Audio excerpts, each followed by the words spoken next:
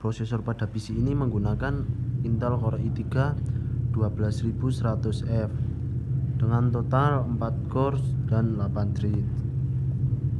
PC ini menggunakan video card GTX 750 Ti yang memiliki memori 2 GB, GDDR5 dan 128 bit.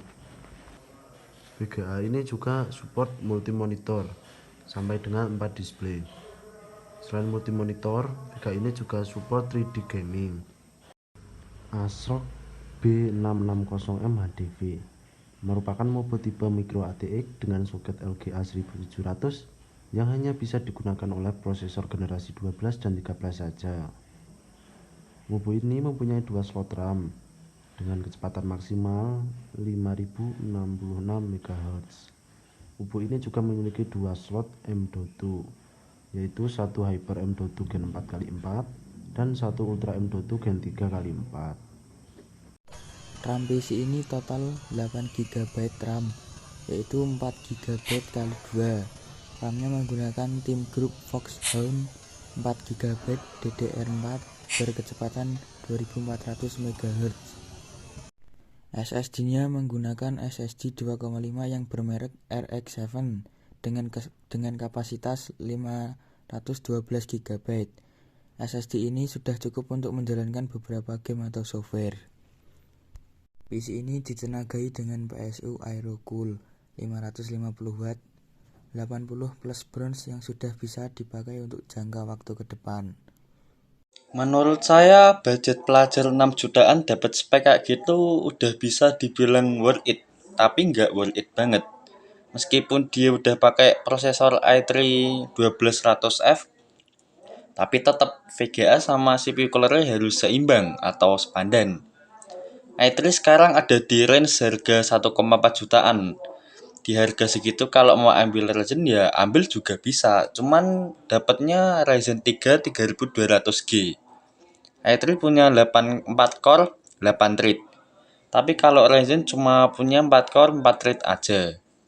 Keunggulan Ryzen 3 itu terletak di kemampuan grafis integrasi. Karena dia dilengkapi dengan Radeon Vega 8. Artinya kartu grafis terintegrasi yang memiliki performa cukup tinggi. Itu bisa mengerjakan tugas-tugas berat.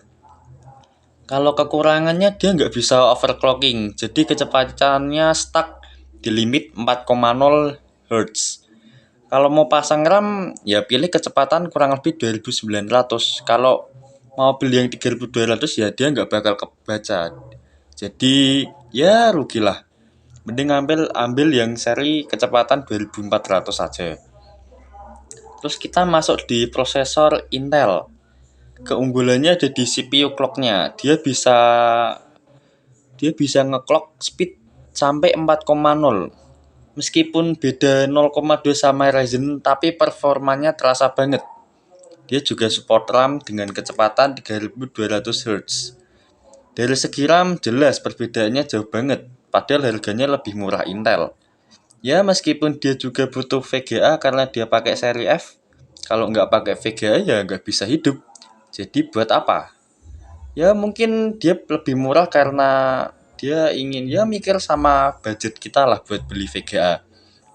Dari segi gaming, Intel lebih cepat daripada Ryzen. Dia juga bisa buat kebutuhan editing, pemrograman, game, dan lain sebagainya. Ryzen juga bisa sih, tapi tipis-tipis. Ya meskipun saya tadi bilang kalau dia bisa buat berat, cuman ya kasihan gitu loh. Maksudnya tuh kayak mengurangi umur. Dari saya sih, ya kalau ada budget lebih baik ambil i3. Kalau yang bagus sekalian aja, nggak usah nanggung-nanggung. Ini daripada nanti upgrade terus keluar uang banyak lagi. Terus ya kurang lebih seperti itulah. Kalau buat rendering video saya lebih lebih berani pakai i3. Soalnya ya sesuai kebutuhan lagi lah. Kalau buat gaming ya lebih baik pakai Ryzen. Kalau buat multimedia atau freelance lebih baik pakai Intel.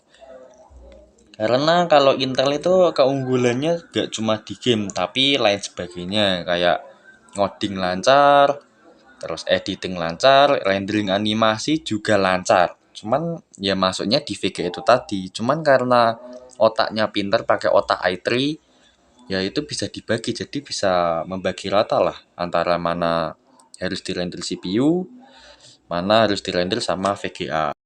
Terus apa alasan saya milih Intel atau Ryzen?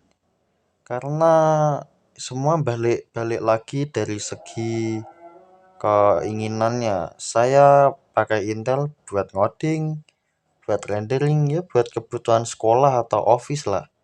Kalau ke gaming lebih saya saranin buat ambil Ryzen aja.